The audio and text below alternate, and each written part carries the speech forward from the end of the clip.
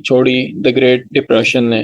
तो इम्पैक्ट्स को हमने स्टडी कर लिया था, और उसमें एक इम्पैक्ट इसमें ये भी समझा जाता है कि वर्ल्ड वॉर टू भी शायद इसका एक नतीजा थी ग्रेट डिप्रेशन का। तो आज हम इन चीज़ों को थोड़ा-सा पढ़ेंगे इस एंगल से, और ये देखेंगे कि गवर्नमेंट ने कैसे रिस्पॉन्ड किया इसको काउंटर करने के लिए, क्योंकि ये एक सिग्निफिकेंट पीरियड था और ये काफ़ी लंबा हो गया था टाइम।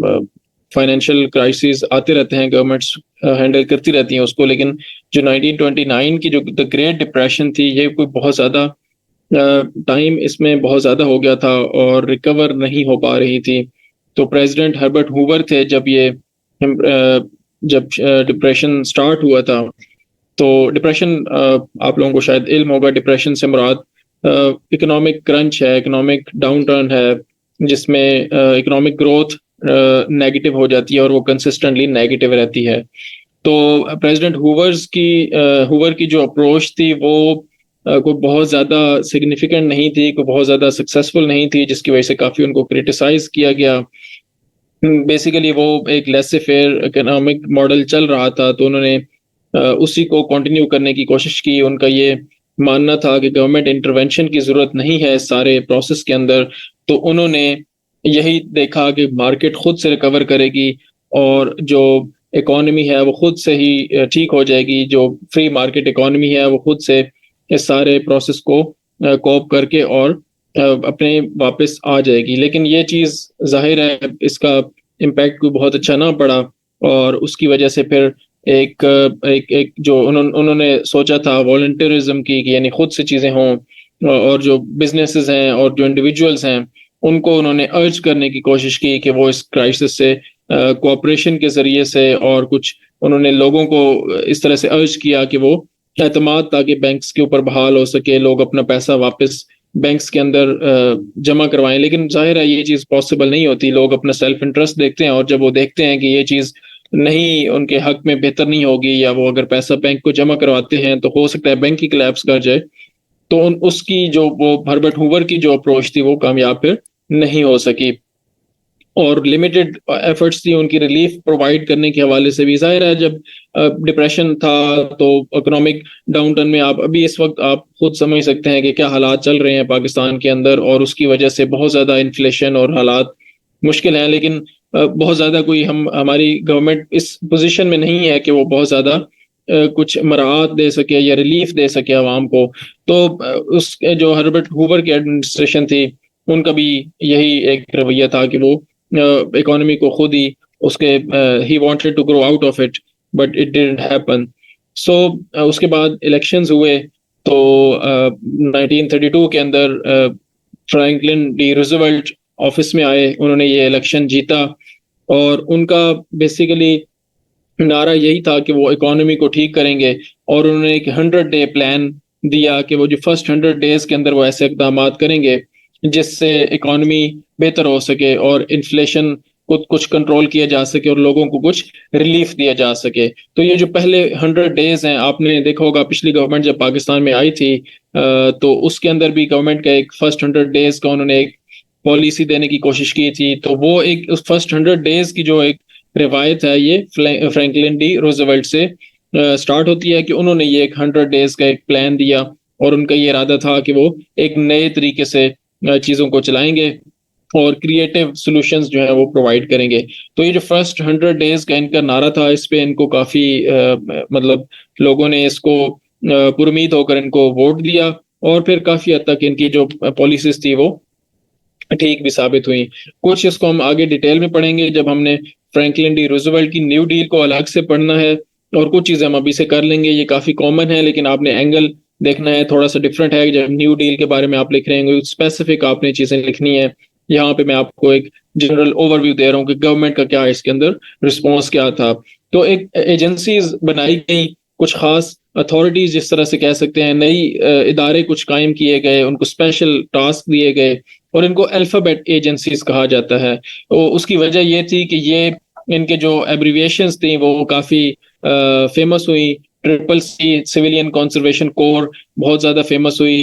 WPA, और उसके अलावा PWA, SSA, यानी पब्लिक वर्क्स डिपार्टमेंट्स स्टार्ट हुए, तो उनके ये जो एब्रिविएशंस थे वो काफ़ी ज़्यादा फेमस हुए, तो इनको फिर अल्फ़ाबेट एजेंसीज़ कहा जाता है।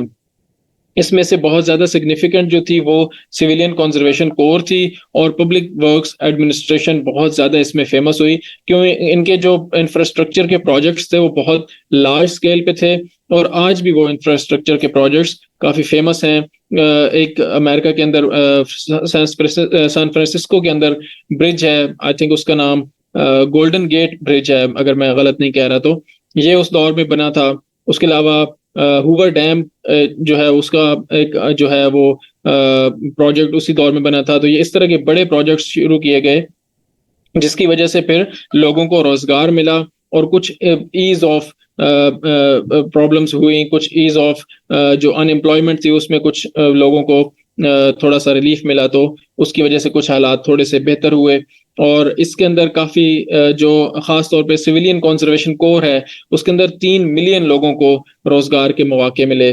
तो 3 मिलियन यानी 30 लाख लोगों को जब रोज़गार के मौके मिले, तो ये एक सिग्निफिकेंट नंबर था एक गवर्नमेंट के एक प्रोजेक्ट की वजह से, अगर आप इतने ज़्यादा लोगों को नौकरियाँ मिलती हैं। तो इसी तरह सोशल सिक्योरिटी एक्ट लाया गया, जिसके बीच में कुछ सोशल इंश्योरेंस प्रोग्राम्स शुरू किए गए, और उसमें अनएम्प्लॉयड जो लोग थे उनको कुछ वज़ाइफ के सिलसिले शुरू किए गए, और जो पीपल विद डिसेबिलिटीज़ थे, ये जो एल्डर लोग थे, कम्युनिटी थी सोसाइटी की, उनको कुछ रिलीफ फराहम किया गया। तो उसकी वजह से कुछ प्रेशर रिलीज़ हुआ, जो बहुत ज़्यादा जो पिसे हुए तबके के लोग थे। फिर साथ ही बैंकिंग रिफॉर्म्स की गई, और ख़ास तौर पे बैंकिंग एक्ट ऑफ 1933 इसके अंदर काफ़ी सिग्निफिकेंट है। इसको ग्लास-स्टीगल एक्ट भी कहते हैं, और इसका एक मेन मकसद था फेडरल डिपॉजिट इंश्योरेंस कॉर्पोरेशन बनाना, एफडीआईसी। इसका मेन मकसद ये था कि बैंक्स को प्रोटेक्ट किया जा सके, यानी आप जो पैसे जमा करवाते हैं बैंक के अंदर, उनको उन डिपॉजिट्स की इंश्योरेंस की जा सके। तो अगर अब इससे होता क्या है, मिसाल के तौर पे आपने बैंक में पैसे जमा कराए हैं, और आपको बैंक के ऊपर एतबार नहीं है कि वो बैंक कहीं कोलैप्स ना कर जाए, या किसी क्लोज ना हो जाए, या डिफॉल्ट ना कर जाए, तो गवर्नमेंट ने क्या कहा कि जो पैसे आप बैंक में जमा करवाएंगे, हम इंश्योर करते हैं कि अगर बैंक कोलैप्स करता है तो हम वो पैसे आपको देंगे। तो ये इंश्योरेंस का एक बड़ा एक सिग्निफिकेंट एक कॉन्फिडेंस बिल्डिंग मेजर के हवाले से काफी इसका बैंकिंग सिस्टम को एक काफी बूस्ट मिला इस एफडीआईसी की वजह से। फिर सोशल सिक्योरिटी एक्ट आया, और सोशल सिक्योरिटी एक्ट अमेरिका के अंदर अगर आप देखें तो ये इसलिए सिग्निफिकेंट है क्योंकि यूएस एक कैपिटलिस्ट इकोनॉमी है, और वहां पे इस तरह के प्रोग्राम्स को बहुत ज्यादा फेवरेबल नहीं समझा जाता। यानी सोशल सिक्योरिटी के जो प्रोग्राम्स हैं, जो सोशलिज्म से रिलेटेड चीजें हैं, टैक्सेशन बहुत ज्यादा अगर वहां पे कोई गवर्नमेंट लगाती है, तो उसको कोई बहुत ज्यादा अच्छी नजर से नहीं देखा जाता। वो ये समझते हैं कि ये टैक्सेशन वाला काम एक सही नहीं है, ये बिजनेस के लिए अच्छा नहीं है। प्रेसिडेंट ट्रंप आए थे पिछले दौर में, तो उन्होंने टैक्सेशन काफी रिड्यूस की थी। इसी तरह रीगनॉमिक्स एक बहुत ज्यादा फेमस है प्रेसिडेंट रोनाल्ड रीगन का, उन्होंने भी यही काम किया था कि टैक्सेशन को बहुत कम किया था। तो जब टैक्स कम होते हैं तो उसकी वजह से फिर इन्वेस्टमेंट ज्यादा होती है, लोग ज्यादा इन्वेस्ट करते हैं अपना पैसा। तो ये जो सोशल सिक्योरिटी है ये बेसिकली लिंक्ड है टैक्सेशन के सिस्टम के साथ। तो यूएस में ये चीजें तो बहुत ज्यादा इससे पहले नहीं थी, लेकिन सोशल सिक्योरिटी एक्ट आया 1935 के अंदर, उसमें कुछ रिटायरमेंट बेनिफिट्स थे। फिर अनएम्प्लॉयमेंट लोगों की, जो लोग अनएम्प्लॉयड थे उनकी इंश्योरेंस का कुछ बंदोबस्त किया गया था, और कुछ फैमिलीज को एड देने का भी इसके अंदर प्रोग्राम्स मौजूद थे।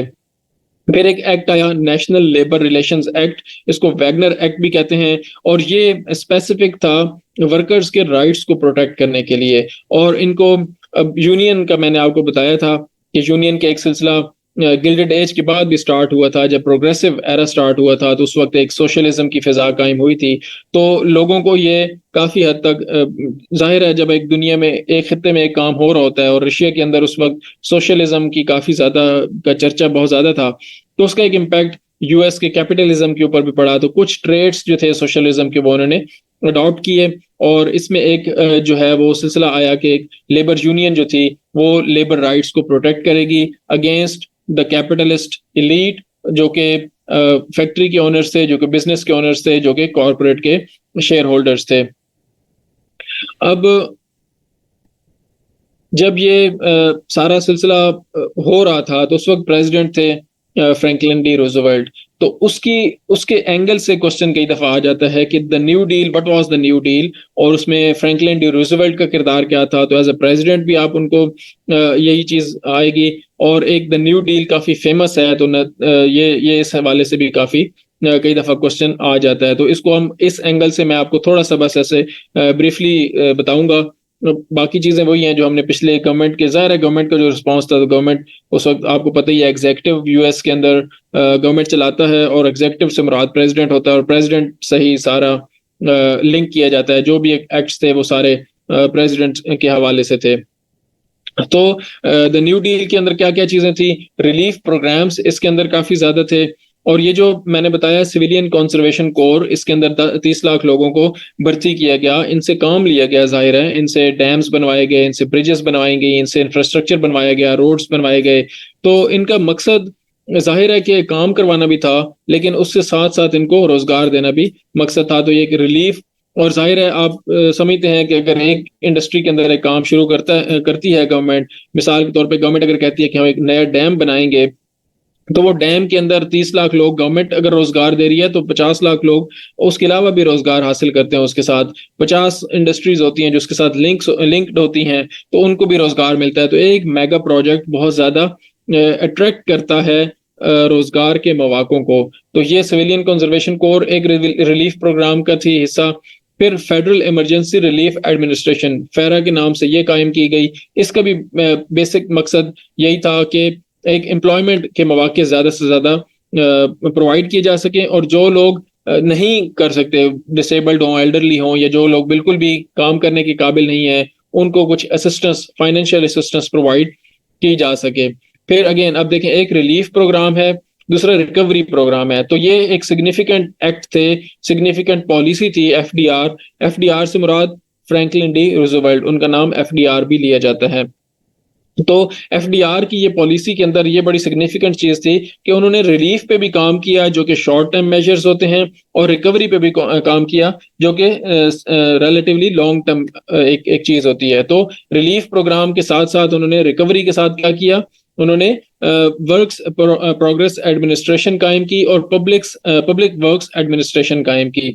ये मेन जो दो ऑर्गेनाइजेशंस थी, इन्होंने बहुत ज्यादा पब्लिक वर्क्स यानी पार्क्स हो गए, रोड्स हो गए, ब्रिजेस हो गई, कैनाल्स हो गई, इस तरह के कंस्ट्रक्शन के जो प्रोजेक्ट्स थे, इन्होंने ये स्टार्ट किया। और साथ ही सिर्फ इन चीजों को नहीं, हर जो एक शोबा था उसको टारगेट किया गया, यूनिवर्सिटीज को टारगेट किया गया, ताकि उनको कुछ जो एक तरह से वहां पे एक रिलीफ कह लें, या स्टूडेंट्स को एक मौके दिए जा सके, और साथ में आर्ट्स एंड कल्चर को भी टारगेट किया गया।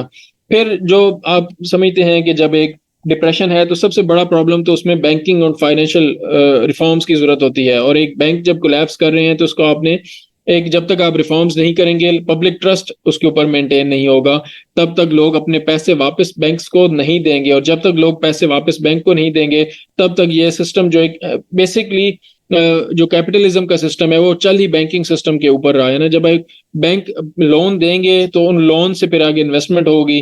अब लोन के अंदर भी जब इंटरेस्ट रेट थोड़ा कम और ज्यादा या कम किया जाता है, तो उसकी वजह से बड़ा एक सिग्निफिकेंट चेंज आता है मार्केट के अंदर, कि वो इन्वेस्टमेंट के ऊपर काफी चेंजेस आते हैं।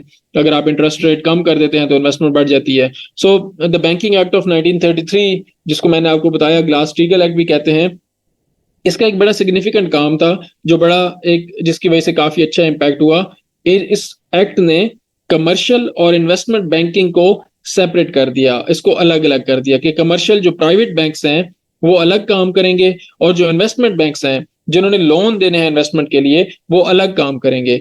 तो इसका क्या हुआ कि जो रिस्की प्रैक्टिसेस थी, जिसकी वजह से जो कमर्शियल बैंक्स थे वो इन्वेस्टमेंट के अंदर घुस जाते थे, और जो इन्वेस्टमेंट बैंक्स थे वो अपना कुछ शॉर्ट टर्म बेनिफिट्स के लिए कमर्शियल एक्टिविटीज की तरफ चले जाते। तो उन्होंने इसको सेपरेट कर दिया ताकि ये रिस्क रिड्यूस हो सके, और एटलीस्ट एक आपके पास इन्वेस्टमेंट बैंक फॉर एग्जांपल एक स्टेबल स्ट्रक्चर के तौर पे मौजूद हो, कि अगर एक तरफ कमर्शियल बैंकिंग के अंदर, सेक्टर के अंदर अगर क्रंच है भी सही, क्राइसिस आ भी रहा है, तो इन्वेस्टमेंट बैंकिंग स्ट्रांग रहे, ताकि जो नए प्रोजेक्ट्स हैं, जो मार्केट के अंदर जो इन्वेस्टमेंट चल रही है वो चलती रहे, उसके अंदर ज्यादा प्रॉब्लम ना आए। फिर एफडीआईसी का मैंने आपको बता दिया।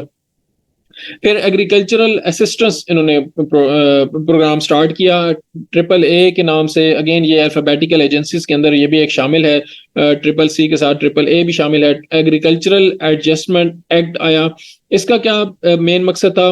एग्रीकल्चरल प्राइसेस को स्टेबलाइज करना। आपने पीछे पढ़ा था, पिछले ही हमने डस्ट बाउल का आपने पढ़ा कि जो मिड वेस्ट की जो स्टेट्स थी उनके अंदर एक बहुत ज्यादा ड्रॉट की कैफियत पैदा हो गई और उसकी वजह से काफी ज्यादा एग्रीकल्चर प्रोड्यूस को एक तो नुकसान हुआ, फिर वहां से माइग्रेशन काफी ज्यादा हुई। तो उसकी वजह से एक रिपल इफेक्ट्स पूरे यूएस के अंदर फील किए गए। तो ये एग्रीकल्चरल एडजस्टमेंट एक्ट का ये मकसद था कि जो एग्रीकल्चरल प्राइसेस हैं उनको रिड्यूस किया जा सके। और वो कैसे होंगी कि वो सब्सिडीज दिए जाएं फार्मर्स को। अगेन कैपिटलिज्म के अगर आप देखते हैं और खासतौर पे फ्री मार्केट इकोनॉमी जिसका चर्चा बहुत ज्यादा यूएस करता है, उसके अंदर सब्सिडीज देना कोई बहुत ज्यादा पॉजिटिव लाइट में नहीं देखा जाता। अगर आप एक गवर्नमेंट सब्सिडी देती है किसी कॉरपोरेट को, किसी फैक्ट्री को, तो उसको नेगेटिवली देखा जाता है। एक तो खास तौर पे अभी जो सिलसिला चल रहा है वो इंटरनेशनल ट्रेड के हवाले से है, तो उसमें तो बिल्कुल इसको अच्छा नहीं समझा जाता। और जो प्रोटेक्शनिज्म की पॉलिसीज हैं उसके अंदर सब्सिडीज दी जाती हैं फार्मर्स को ताकि रेट्स रिड्यूस किए जा सके, तो इनको हार्मफुल प्रैक्टिसेस समझा जाता है। और खास तौर पे कैपिटलिस्ट सोसाइटी, एक प्योर कैपिटलिस्ट सोसाइटी इसको बिल्कुल भी पसंद नहीं करती। तो लेकिन उस वक्त क्योंकि हालात इस तरह के थे, तो जो ये ओवर प्रोडक्शन के इश्यूज थे और क्रॉप्स काफी ज्यादा फेल हो रही थी, तो उनकी जो प्राइसेस है उनको स्टेबलाइज करने के लिए एग्रीकल्चरल असिस्टेंस एडजस्टमेंट एक्ट जो है उसने काफी हेल्प की इस सारे क्राइसिस के अंदर। फिर अगेन मैं बार बार एक आपको रेफरेंस दे रहा हूँ, कैपिटलिज्म का यहाँ पे रेफरेंस दे रहा हूँ। तो इंडस्ट्रियल रेगुलेशन और लेबर राइट्स की के ऊपर इसमें काम किया गया। तो ये जो सिलसिला चल रहा था एक कैपिटलिज्म का, फ्री मार्केट इकोनॉमी का, एक लेसे फेयर का मतलब यह है कि आप चलने दें मार्केट के अंदर, गवर्नमेंट इंटरवीन ना करे, जैसे मार्केट चल रही है बिल्कुल उसको उसी तरह से चलने दिया जाए। लेकिन यहाँ पे थोड़ा सा इस पॉलिसी को रिवर्स किया गया और कोशिश की गई कि गवर्नमेंट थोड़ा सा रिड्यूस करे, थोड़ा सा रेगुलेट करे सारे बिजनेसेस को। और लेबर राइट्स, क्योंकि एक जो सिचुएशन चल रही थी उसमें फिर जाहिर है सबसे ज्यादा पिसा हुआ तबका वही थे जो लेबरर्स थे, डेली वेजर्स थे। तो उनको प्रोटेक्ट करने के लिए नेशनल इंडस्ट्रियल रिकवरी एक्ट लाया गया, NIRA। ये थोड़ा कंट्रोवर्शियल भी हो गया NIRA, क्योंकि अगेन मैंने आपको बताया कि कैपिटलिज्म की सोसाइटी के अंदर, और इसको सुप्रीम कोर्ट ने बाद में कर दिया, नल एंड वॉइड करार दे दिया। क्यों? क्योंकि ये ओवर रेगुलेटरी समझा जा रहा था कि एक जो इंडस्ट्री है उसको गवर्नमेंट बहुत ज्यादा रेगुलेट करने की कोशिश कर रही है, बहुत ज्यादा इंटरफेयर करने की कोशिश की जा रही थी, जिसको इंडस्ट्री और सोसाइटी ने एक्सेप्ट उस तरीके से नहीं किया। बहरहाल इसका कुछ इम्पैक्ट जरूर हुआ स्टार्ट में, लेकिन बाद में 2 या 3 साल बाद इसको NIRA को चेंज करना पड़ा। फिर जो इसके अंडर बनी थी नेशनल रिकवरी एडमिनिस्ट्रेशन, इसका बेसिक मकसद था कोड्स सेट करना और फेयर कंपटीशन को बढ़ाना और फेयर कंपटीशन को इंश्योर करना, ताकि जो लोग काम कर रहे हैं एक तो उनके राइट्स को प्रोटेक्ट किया जा सके, और दूसरी तरफ जो मार्केट के अंदर जो अनफेयर प्रैक्टिसेस चल रही हैं उसको फिर रिड्यूस किया जा सके। फिर उसके बाद द वैगनर एक्ट, जिसको officially national labour relations act हमने पीछे पढ़ा, उसको भी इसलिए लेके आया गया कि एक कलेक्टिव बार्गेनिंग पावर बढ़ाई जा सके जो लेबरर्स की होगी और वर्कर्स की होगी। तो ये एक्ट से जो कंट्रोवर्शियल साबित हुए और बाद में इनको इनके अंदर चेंजेस करनी पड़ी ताकि इनकी जो रेगुलेटरी पावर है उसको रिड्यूस किया जा सके और जो कैपिटलिज्म की एक फ्री मार्केट इकोनॉमी है उसको प्रोटेक्ट किया जा सके। फिर सोशल सिक्योरिटी और वेलफेयर हमने पढ़ लिया, इसके अंदर सोशल सिक्योरिटी एक्ट का हमने पढ़ लिया। हाउसिंग एंड अर्बन डेवलपमेंट के प्रोजेक्ट्स काफी ज्यादा इसके अंदर न्यू डील के अंदर शामिल थे। खास तौर पे फेडरल हाउसिंग एडमिनिस्ट्रेशन का क़याम अमल में लाया गया, जिसका बेसिक मकसद ये था कि होम ओनरशिप को बढ़ाया जाए। और एक जो क्राइसिस आता है मॉर्गेज की, एक पॉलिसी है अमेरिका के अंदर, एक सिस्टम है मॉर्गेज का, जहां यहाँ पे मैंने लिखा है मॉर्गेजेस इसको लिखा जाता है और मॉर्गेज पढ़ा जाता है, टी इसमें साइलेंट है। तो मॉर्गेज का मकसद ये होता है कि आप अमेरिका के अंदर अगर आप एक घर लेना चाहते हैं तो आप इसको बैंक से फाइनेंस करवा सकते हैं। तो बैंक क्या करेगा कि आपको घर की चाबी दे देगा, आपको एक प्लान दे देगा उसमें आपने एक सबसे पहले तो एडवांस जमा करवाना होगा और उसके बाद फिर किस्तें होंगी। किस्तें जब आप आधी जब जमा करवा लेंगे तो उसके बाद फिर उसकी अमाउंट रिड्यूस होना शुरू हो जाएगी और वो आपको एक तरह से बोनसेस में और उस तरह से बैंक आपको थोड़ा फैसिलिटेट करना शुरू हो जाएगा। तो आपने किस्तें देकर वो घर को मॉर्गेज करवा के आप वो किस्तें पूरी करके फिर उस घर के ओनरशिप ले लेंगे। तो क्योंकि यहाँ पे एक एक इशू आया हुआ था, बैंकिंग सेक्टर के अंदर काफी क्राइसिस चल रहा था, तो यहाँ पे फिर गवर्नमेंट को थोड़ा सा इंटरवीन करना पड़ा और फेडरल हाउसिंग एडमिनिस्ट्रेशन ने थोड़ा ट्रस्ट को इनहेंस किया लोगों का और मॉर्गेजेस को इंश्योर करना शुरू कर दिया कि अगर आपने एक बैंक से मॉर्गेज का मुआहिदा किया है तो अगर उसमें बैंक की तरफ से कोई प्रॉब्लम आती है तो गवर्नमेंट उसको हैंडल करेगी और फैसिलिटेट करेगी लोगों को ताकि इस तरह की प्रॉब्लम से बचा जा सके। फिर securities regulation, securities exchange act, Pakistan के अंदर भी security exchange commission of Pakistan मौजूद है। उसका बेसिक मकसद ये होता है कि जो इंडस्ट्रीज हैं, फॉर एग्जांपल इन्वेस्टर्स हैं और जो एक पैसे से रिलेटेड जितनी भी इंडस्ट्रीज हैं, उसको एक जो फ्रॉड है उससे बचाया जा सके। एससीसीपी जो पाकिस्तान का भी इदारा है वो भी इसी तरह से काम करता है कि जो एक नई इंडस्ट्री आती है उसको रजिस्टर किया जाता है, तो वो इंश्योर करता है कि वो नई इंडस्ट्री जो भी आती है जो रजिस्टर करती है एससीसीपी के साथ, वो किसी किस्म की फ्रॉडुलेंट एक्टिविटी के अंदर इन्वॉल्व ना हो। अब ये अलग बात है कि पाकिस्तान के अंदर लोग कारोबार को रजिस्टर ही नहीं करवाते, तो जब आप एससीसीपी के साथ रजिस्टर ही नहीं करवा रहे तो फिर आप फ्रॉड कर रहे हो या नहीं कर रहे, ये तो एक इररेलेवेंट सी बात हो जाती है। गवर्नमेंट की रेगुलेशन स्ट्रांग नहीं है, लेकिन बहरहाल पाकिस्तान की गवर्नमेंट में और अमेरिकी गवर्नमेंट में काफी ज्यादा फर्क है, तो वहां पे इम्प्लीमेंटेशन भी होती है जो पॉलिसीज बनती हैं। फिर एक बहुत अच्छा प्रोजेक्ट इसके इसी दौर के अंदर स्टार्ट किया गया। इसका डुअल पर्पस था। एक तो पर्पस ये था कि एक इंडस्ट्री को और जो एक एम्प्लॉयमेंट हो उसको बढ़ाया जा सके और फिर एक कनेक्टिविटी लेके आई जा सके रूरल एरियाज के अंदर। तो ये रूरल इलेक्ट्रिफिकेशन का एक प्रोजेक्ट शुरू किया गया और उसके लिए भी अगेन एडमिनिस्ट्रेशन बनाई गई। ये काफी सारी एडमिनिस्ट्रेशन आपने देख ली है इसके अंदर। इसका मकसद यही था कि रूरल एरियाज के अंदर ज्यादा से ज्यादा रूरल एरियाज के अंदर इलेक्ट्रिसिटी लाई जा सके। उसके काफी इम्पैक्ट्स अच्छे साबित हुए। उसमें यह था कि इकोनॉमिक डेवलपमेंट थोड़ी डाइवर्सिफाई हो गई, थोड़ा ज्योग्राफिकल डाइवर्सिटी आ गई इकोनॉमिक एक्टिविटी के अंदर। फिर वो एक मार्केट एक्सपेंड हुई। जाहिर है जब आप नए लोगों की तरफ लेके जाते हैं फैसिलिटीज को, खास तौर पे इलेक्ट्रिसिटी, क्योंकि एक एक पहिए चलाती है, काफी मशीनरी चलाती है, तो एक तो लिविंग कंडीशंस बेहतर होंगी और दूसरी भी उसके अंदर इकोनॉमिक डेवलपमेंट भी आई। फिर कल्चरल और आर्टिस्टिक प्रोग्राम्स भी शुरू किए गए। एक तरफ डिप्रेशन का एक माहौल चल रहा है, इकोनॉमी बिल्कुल भी सही नहीं चल रही, इन्फ्लेशन भी है, लोग परेशान हैं, तो एक तो आपने उसके लिए कुछ इकदामात किए इकोनॉमिक फ्रंट पे, फाइनेंशियल इंस्टीट्यूशंस के जरिए से कुछ एडमिनिस्ट्रेशंस बनाई गई, कुछ एग्रीकल्चर को सपोर्ट किया, कुछ इंडस्ट्री को सपोर्ट किया, लेकिन आपने साथ ही साथ जो आपके आर्टिस्ट लोग हैं उनको भी आपने प्रोटेक्ट किया, जो आपका कल्चर है उनको भी प्रोटेक्ट करने के लिए न्यू डील के अंदर प्रोग्राम्स रखे गए और फेडरल आर्ट्स प्रोजेक्ट स्टार्ट किया गया। इसका मकसद ये था कि डिफरेंट जो फील्ड्स हैं आर्ट्स एंड कल्चर से रिलेटेड उनको प्रोटेक्ट किया जा सके, उनको सपोर्ट किया जा सके और उनकी एक्टिविटीज को बढ़ाया जा सके। उनको जो वो फाइनेंशियल क्राइसिस की वजह से जो उनकी एक्टिविटीज काफी रुक गई थी उनको बढ़ाया जा सके, प्रमोट किया जा सके। तो इसमें डिफरेंट एरियाज में फॉर एग्जांपल राइटर्स के लिए फेडरल राइटर्स प्रोजेक्ट शुरू किया गया और जो बाकी इसी तरह परफॉर्मर्स थे उनके लिए परफॉर्मर्स प्रोजेक्ट शुरू किए गए, ताकि इनके जो ये भी क्योंकि जाहिर है एक बहुत बड़ा तबका है हमारी सोसाइटी का भी और यूएस की सोसाइटी का तो बहुत बड़ा तबका है, ताकि उनको भी प्रोटेक्ट किया जा सके। तो अब ये जब सारा सिलसिला एफडीआर प्रेसिडेंट एफडीआर ने किया और गवर्नमेंट जब ये सारी चीजें कर रही थी तो उस वक्त पब्लिक रिएक्शन क्या था और ओवरऑल एक फिजा क्या चल रही थी। तो कुछ लोग तो थे जो बहुत ज्यादा एक पब्लिक सपोर्ट हासिल हुई क्योंकि उस वक्त जो एक रिलीफ की एक्टिविटी स्टार्ट की गई तो लोगों को एक मौका मिला कि चलें वो कुछ उनको तसल्ली हुई कि गवर्नमेंट उनके लिए कुछ काम कर रही है और काफी ज्यादा अमेरिकन जो थे वो उन्होंने सोचा कि चलें क्राइसिस के अंदर कुछ ना कुछ तो हमें रिलीफ मिल रहा है। लेकिन दूसरी तरफ इसको ओपोजिशन भी सामने आई इस डील के सामने।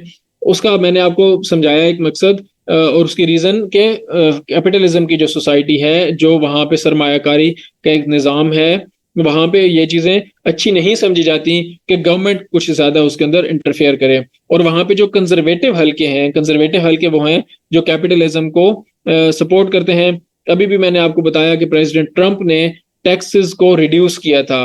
तो जो कंजर्वेटिव पार्टीज हैं, जो वहां की रिपब्लिकन पार्टी इस वक्त मौजूद है, वो इस चीज को पसंद नहीं करती कि आवाम के ऊपर टैक्स लगाया जाए। वो सोशल सिक्योरिटी के इकदामात को ही पसंद नहीं करते। वो कहते हैं कि आप बिजनेस को बढ़ाएं, टैक्स को कम करें, इकोनॉमी आपकी ग्रो करेगी, बिजनेस ग्रो करेगा, आपको चैरिटी की जरूरत नहीं है। आप बिजनेस के जरिए से लोगों को रिलीफ भी दें, जो भी आपने काम करना है आप मार्केट को कहें, आपने जो भी चीजें करनी है आप उसका हल यही है कि आप रिड्यूस करें टैक्सेस को।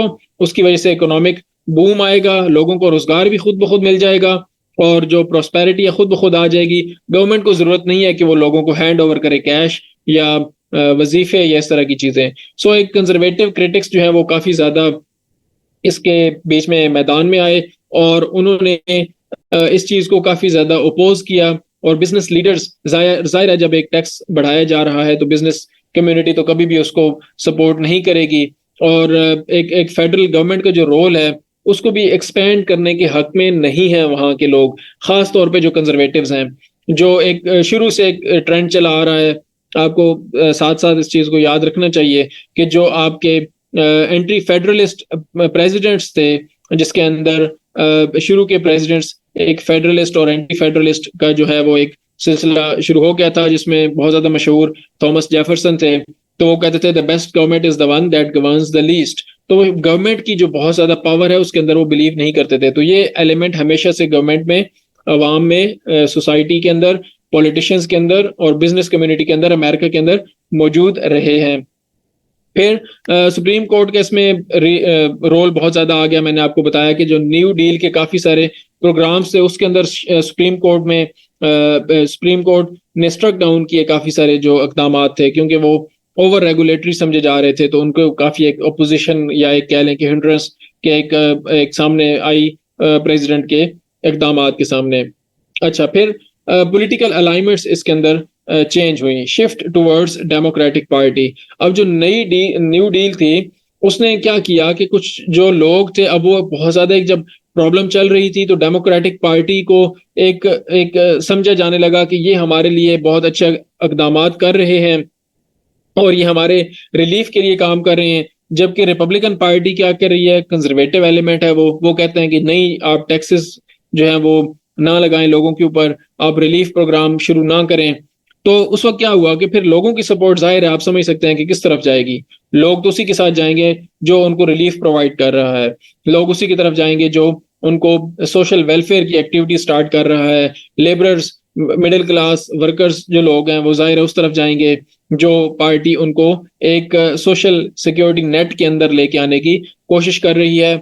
और अगेन ये जो ग्रेट डिप्रेशन है इसका एक ये इम्पैक्ट भी बहुत ज्यादा पड़ा था कि एक अलाइनमेंट शिफ्ट हुई। डेमोक्रेटिक पार्टी ने अपना यहाँ पे स्टांस एक तरह से शिफ्ट कर लिया। अगर आपको याद हो तो जो सिविल वॉर थी 1865 के अंदर, उसके अंदर डेमोक्रेटिक पार्टी प्रो स्लेवरी थी। डेमोक्रेटिक पार्टी कहती थी कि स्लेवरी होनी चाहिए, और जो रिपब्लिकन पार्टी थी जिसके प्रेसिडेंट थे अब्राहम लिंकन, वो कहते थे कि स्लेवरी नहीं होनी चाहिए। लेकिन जब ग्रेट डिप्रेशन का दौर आया और खास तौर पे फ्रैंकलिन डी रूजवेल्ट उसके अंदर बहुत ज्यादा सिग्निफिकेंट, बहुत ज्यादा इन्फ्लुएंशियल साबित हुए, उस वक्त डेमोक्रेटिक पार्टी एक अपनी एक नौयत ही चेंज होगी उनकी सियासत की, और वो सोशल वेलफेयर प्रोग्राम्स की तरफ उनकी सियासत शिफ्ट हो गई। जबकि जो रिपब्लिकन पार्टी थी उनकी सियासत कंजर्वेटिव एलिमेंट्स की तरफ, कैपिटलिस्ट सोसाइटी की तरफ, एंटी कह लें सोशल सिक्योरिटी एक्ट्स की तरफ वो उनका एक स्टांस शिफ्ट हो गया। तो पॉलिटिकल अलाइनमेंट एक बड़ी क्लियर डिवाइड शाम आ गई जो अभी तक मौजूद है। इस वक्त भी डेमोक्रेटिक पार्टी सोशल वेलफेयर की तरफ जाती है, बर्नी सैंडर्स उनके उम्मीदवार थे। फिर उसके अलावा अभी भी जो जोसेफ बाइडेन भी जब आए हैं तो उनका भी एक प्रोग्राम एक सोशल सिक्योरिटी और सोशल जो वेलफेयर है उसकी तरफ था, और प्रेसिडेंट ट्रंप जो थे वो कंजर्वेटिव साइड पे थे। तो ये एक अलाइनमेंट जो है वो काफी ज्यादा सिग्निफिकेंटली विजिबल हो गई अमेरिकन पॉलिटिक्स के अंदर। फिर लेबर मूवमेंट्स और यूनियनाइजेशन का एक कॉन्सेप्ट अमेरिका के अंदर काफी स्ट्रांग हुआ। उसकी रीजन ये थी कि जाहिर है एक तरफ आपको गवर्नमेंट एक्ट्स लेके आ रही है, सपोर्ट कर रही है, तो लेबर यूनियंस जो थी वो पहले अमेरिका के अंदर स्ट्रांग नहीं थी। अभी भी कुछ इतनी ज़्यादा स्ट्रॉन्ग नहीं है, लेकिन बहरहाल उनके एक सिग्निफिकेंट रोल मौजूद है। और वो जो एक राइट्स की जो मूवमेंट्स हैं उसके अंदर ये वर्कर्स के लिए काम करती हैं, इस वक्त भी काम करती हैं। तो ग्रेट डिप्रेशन की लेगेसी क्या थी, इसका एक लॉन्ग टर्म इम्पैक्ट क्या था?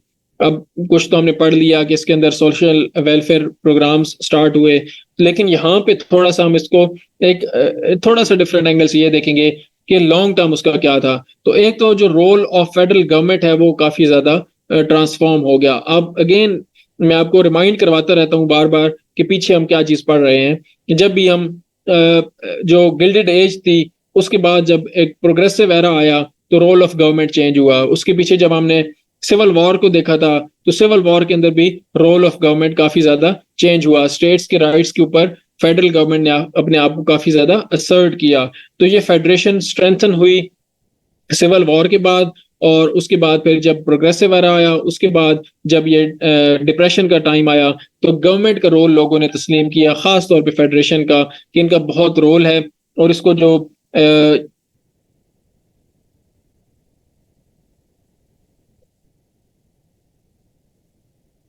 बिजनेसेस हैं उनको रेगुलेट करने में, उनको रन करने में गवर्नमेंट अगर इंटरवीन नहीं करेगी तो प्रॉब्लम सॉल्व नहीं होगी।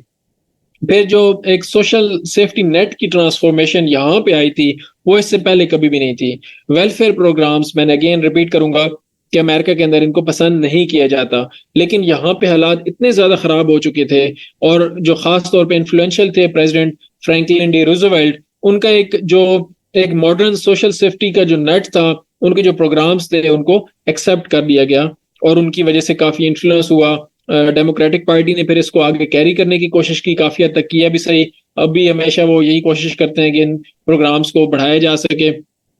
और इन जो उस वक्त के जो कुछ प्रोग्राम्स थे, खास तौर पे अनएम्प्लॉयमेंट इंश्योरेंस, अभी भी वहां पे एक राशन का एक सिस्टम अमेरिका के अंदर मौजूद है। जो लोग बिल्कुल बेरोजगार होते हैं उनको एक टिकट्स मिलती हैं, जो वो कूपन्स होते हैं, अनएम्प्लॉयमेंट कूपन्स, वो जाके उसके ऊपर खरीदारी कर सकते हैं। तो ये सोशल सिक्योरिटी का, लोगों की कुछ जो बिल्कुल गरीब लोग हैं उनकी एक भलाई का एक सिस्टम जो है वहां पे स्टार्ट हुआ, जो अभी तक भी मौजूद है। फिर एक केनीजियन इकोनॉमिक थ्योरी है, ये काफी एक सिग्निफिकेंट है। इसके हवाले से पेपर्स के अंदर खैर बहुत ज्यादा डिटेल में नहीं, लेकिन इंटरव्यू के हवाले से काफी केनीजियन का पूछा जाता है कि ये क्या होती है, इसका इसको कंपेयर करें एडम स्मिथ के साथ। तो केनीजियन इकोनॉमिक थ्योरी ये कहती है कि जो गवर्नमेंट है उसको रेगुलेट करना चाहिए। जो जो भी इकोनॉमी चल रही है, वो केनीजियन इकोनॉमिक्स मॉडल ये कहता है कि गवर्नमेंट इंटरवेंशन बड़ी जरूरी है इकोनॉमी को स्टेबलाइज करने के लिए।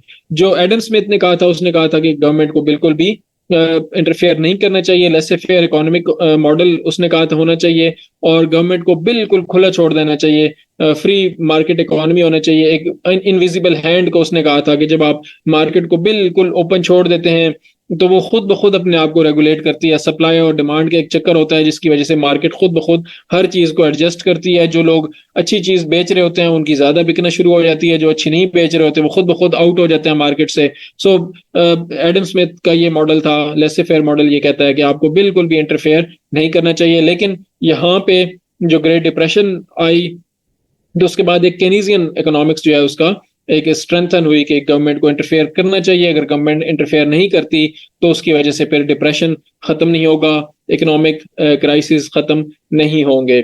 फिर वर्ल्ड वार टू के ऊपर जो इसका इम्पैक्ट था, और ग्लोबल इकोनॉमी के ऊपर ग्लोबली बड़ा एक सिग्निफिकेंट जो है वो सिर्फ अमेरिका के अंदर जाहिर है ये नहीं थी, तो ये पूरी दुनिया के अंदर ये थी। तो इसको हम जो ग्लोबल इम्पैक्ट है उसको हम इस क्वेश्चन की जो सूरत है उसमें देख लेते हैं। कई दफा ये पूछा जा सकता है कि जो ग्रेट डिप्रेशन है क्या वही सिर्फ रीजन है वर्ल्ड वॉर टू की? तो एक तो थोड़ी सी मैं आपको यहाँ पे गाइडलाइन दे दूं कि जब भी आपसे इस तरह का कोई क्वेश्चन पूछा जाए, कि आपसे पूछा जाए कि क्या सिविल वॉर की रीजन सिर्फ स्लेवरी थी, पीछे भी शायद मैंने आपको ये चीज बताई हो, या आपसे पूछा जाए क्या वर्ल्ड वॉर टू की रीजन सिर्फ और सिर्फ डिप्रेशन थी, या वर्ल्ड वॉर टू की रीजन सिर्फ और सिर्फ जो है वो नेशनलिज्म था, तो आपने इसको थोड़ा सा केयरफुली हैंडल करना है। ऐसे क्वेश्चन को आप चाहे बिलीव भी करते हो कि जी डिप्रेशन की वजह से ही सारा का सारा मसला हुआ था, तो भी आपने थोड़ा सा इसको केयरफुली हैंडल करना है। आपने सारा इल्जाम, सारा मलबा किसी एक चीज पे नहीं डाल देना। सीएसएस की तैयारी आप लोग कर रहे हैं जब, तो आपने चीजों को कम्प्लेक्स देखना है, आपने चीजों को कम्प्लेक्स करना है, आपने उनको उनके अंदर मुख्तलिफ चीजें निकालनी है, उनके अंदर कोई चीज भी सिंपल नहीं है आपने सोचनी।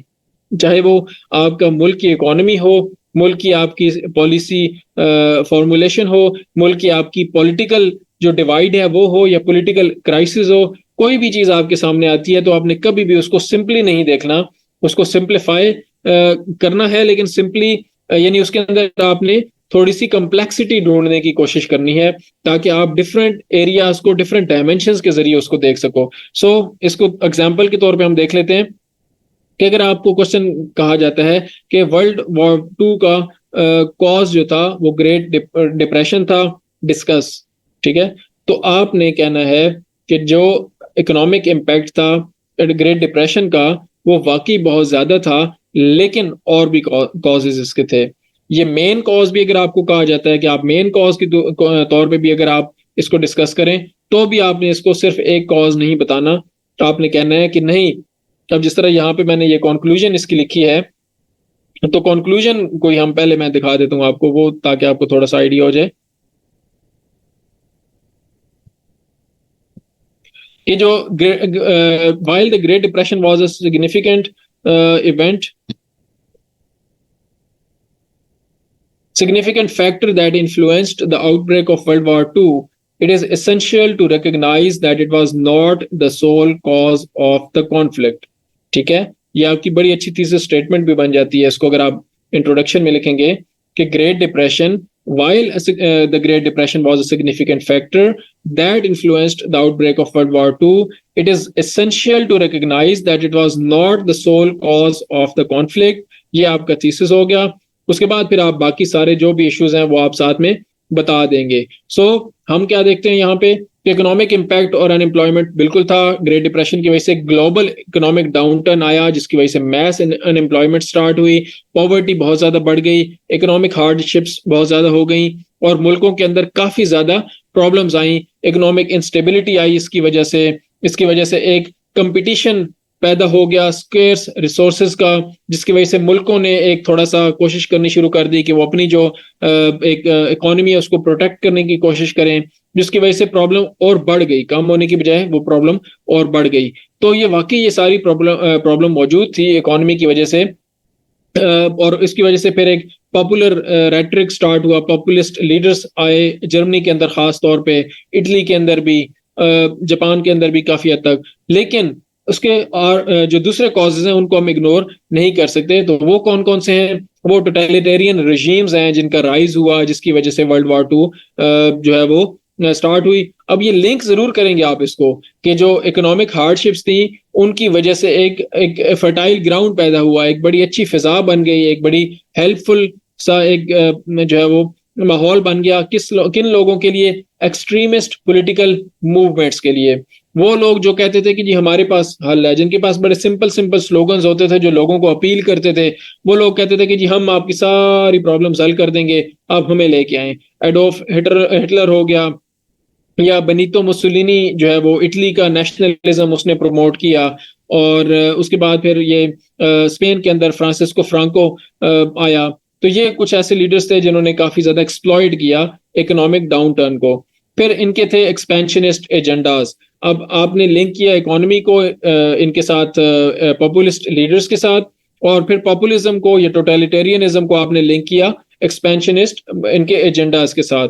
ये थोड़ा सा हमारा इसके साथ हट जाता है टॉपिक से, तो मैं इसको थोड़ा जल्दी वाइंड अप करता हूँ, क्योंकि ये यूएस हिस्ट्री से रिलेटेड थोड़ा सा है, इतना ज्यादा इसको नहीं है। आपने जो वर्ल्ड वॉर टू है उसको पूरा पढ़ना है, अगर आपने इंटरनेशनल रिलेशंस पढ़नी है, तो अगर आपने यूएस पढ़ना है तो आपने यूएस से रिलेटेड ही इसको पढ़ना है।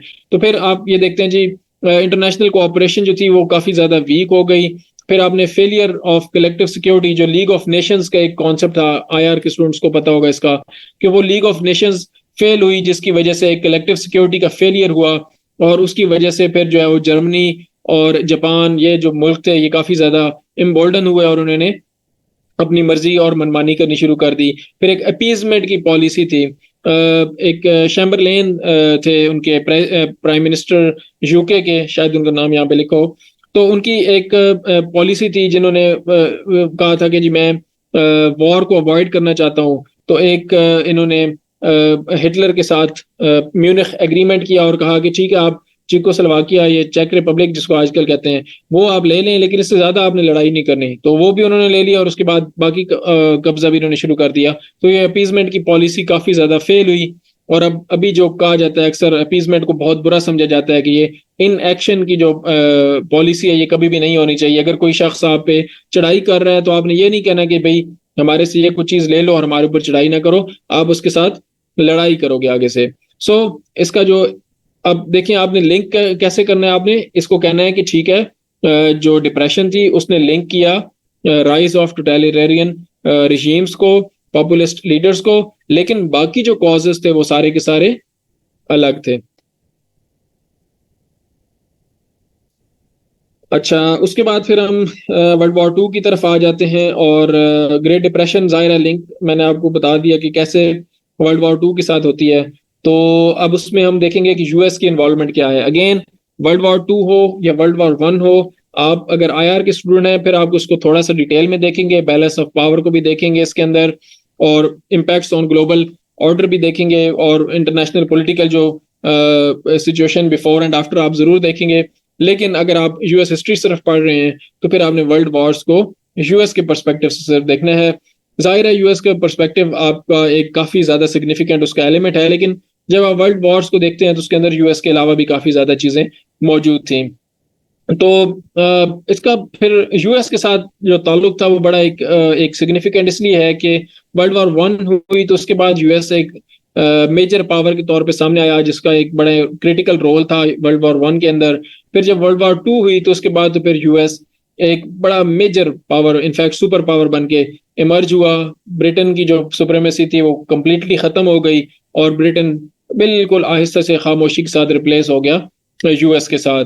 सो रोड टू वॉर क्या था यूएस के पर्सपेक्टिव से, आप देखेंगे कि ग्रेट डिप्रेशन अमेरिका से स्टार्ट हुई और उसका एक रोल था वर्ल्ड वॉर टू के अंदर।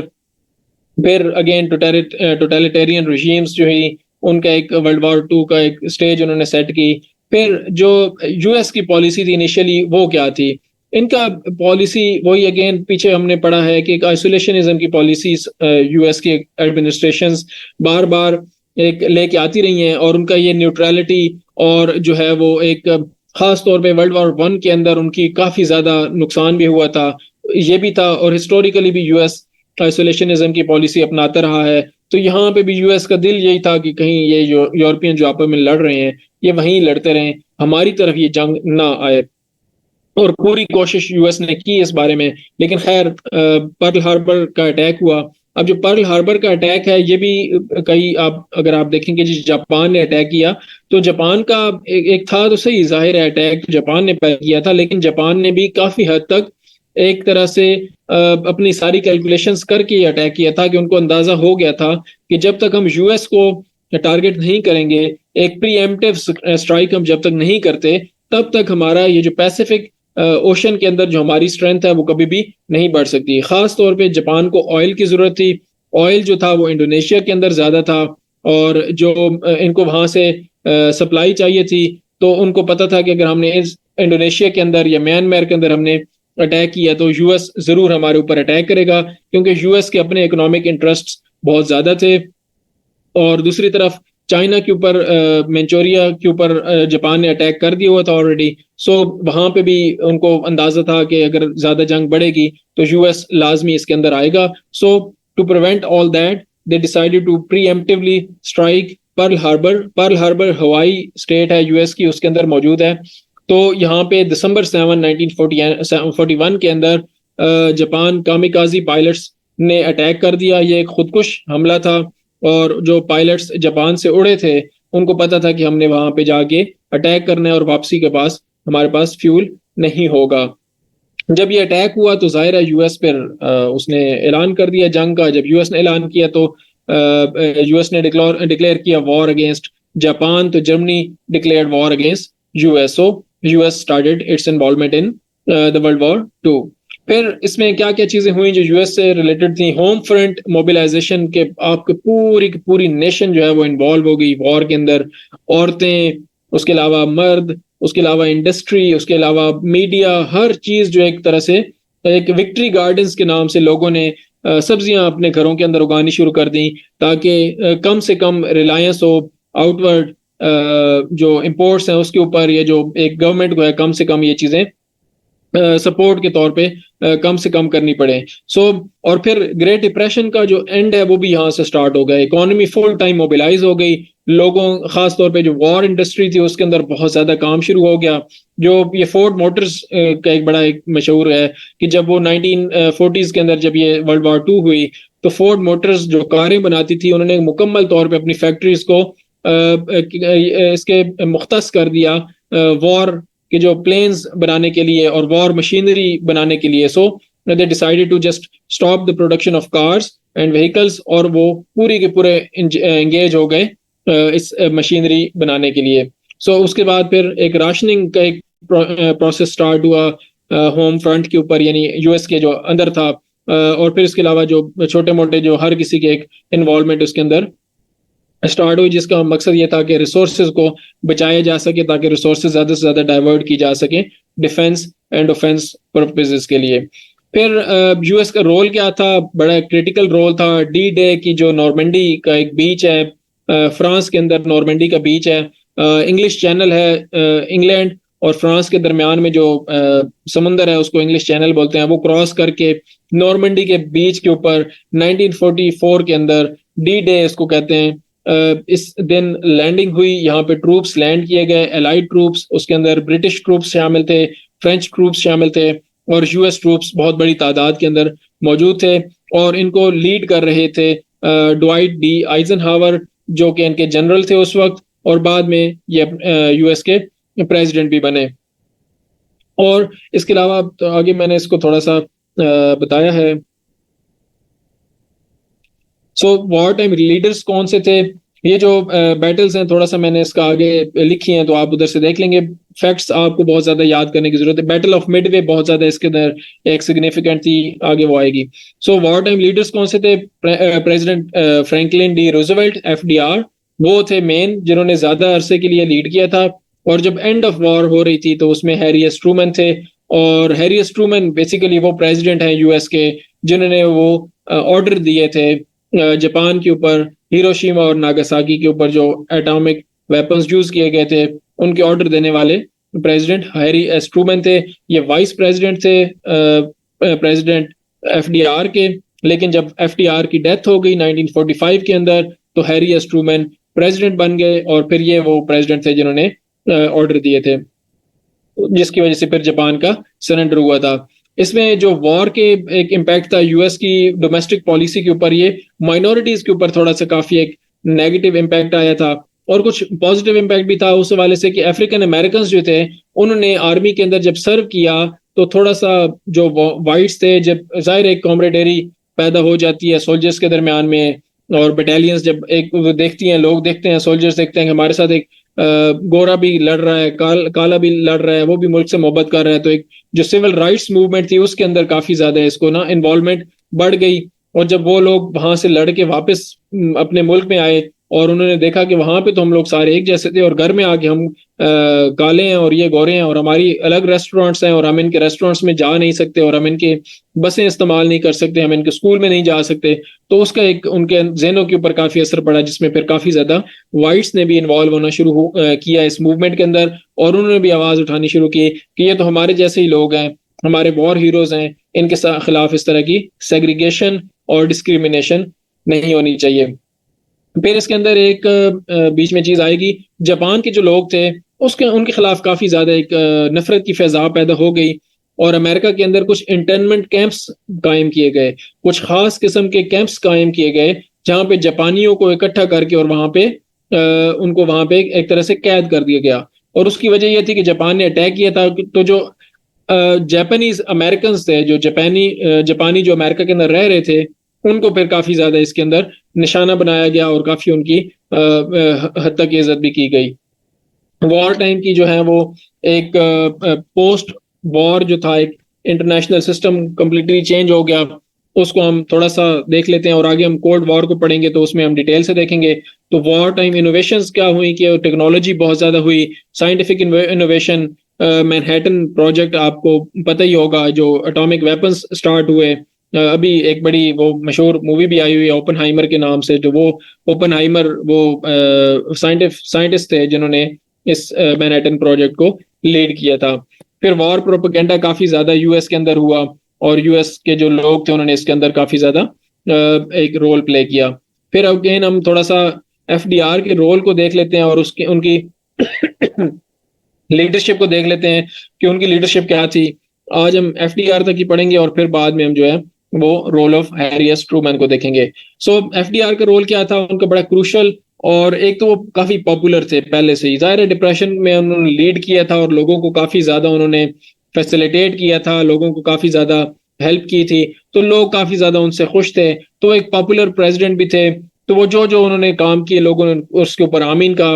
और मैंने आपको बताया था कि ये वाहिद प्रेसिडेंट है यूएस के जिन्होंने 4 टर्म्स लिए हैं, इसके अलावा कोई प्रेसिडेंट ऐसा नहीं है जिसने 2 से ज्यादा टर्म्स लिए हो। इवन जो जॉर्ज वॉशिंगटन थे उन्होंने भी 2 टर्म्स ली थी। सो ये काफी पॉपुलर थे, तो इनकी लीडरशिप बड़ा काम आई। ये काफी एक स्टडी किस्म की इनकी लीडरशिप थी, क्योंकि ये पिछले 8 साल से प्रेसिडेंट के तौर पे काम भी कर रहे थे, तो इनको हर चीज का, जियो पॉलिटिक्स का बड़ी अच्छी तरह से अंदाजा था, एक मशीनरी को बड़ी अच्छी तरह से समझते थे, कैबिनेट का बड़ा इनको चलाने का तजर्बा इनको आ गया था, और जो आर्मी के हवाले से और एक एक कम्युनिकेशन के हवाले से, और इनको बड़ा एक एक इनका अहम रोल है। इन्होंने 4 फ्रीडम्स की बात की थी और इन्होंने चर्चिल के साथ मिलके, जोसेफ स्टालिन के साथ मिलके काफी ज्यादा एक अहम रोल इसके अंदर अदा किया, एक इंटीग्रेट किया तमाम जो एक वॉर एफर्ट थी। और आपको एक ये बता दूं कि ये जो वर्ल्ड वॉर 2 थी उसके अंदर जो कम्युनिस्ट रशिया था उसने यूएस के साथ, कैपिटलिस्ट यूएस के साथ मिलके लड़ाई की थी जर्मन चांसलर हिटलर और उसकी नाजी पार्टी के खिलाफ। सो उसके जो सारा ये प्रोसेस चल रहा था उसके अंदर एफडीआर, चर्चिल और स्टालिन का रोल बहुत ज्यादा अहम था। इनकी आपस में बहुत ज्यादा मीटिंग्स वगैरह चलती रहती थी, कम्युनिकेशन चलती रहती थी, तो एफडीआर का उसमें रोल बहुत ज्यादा क्रिटिकल और क्रूशल था। फिर उन्होंने एक स्टार्ट जब हुई थी वॉर, अभी पर्ल हार्बर अटैक नहीं हुआ था, तो लैंड लीज प्रोग्राम इन्होंने स्टार्ट किया था। उसका एक बेसिक मकसद ये था कि यूएस जो है वो इनडायरेक्टली कुछ सपोर्ट प्रोवाइड कर सके एलाइज को, स्पेशली यूनाइटेड किंगडम को, और उस वक्त क्योंकि जाहिर है सोवियत यूनियन भी इसी साइड पे था, तो एक डायरेक्टली इन्वॉल्वमेंट की बजाय एक एक इनडायरेक्ट सा इन्वॉल्वमेंट ये चाहते थे, और पैसा दे के जो है इन्होंने एक जो है वो वॉर के अंदर अपने एलाइज को सपोर्ट करने की कोशिश की।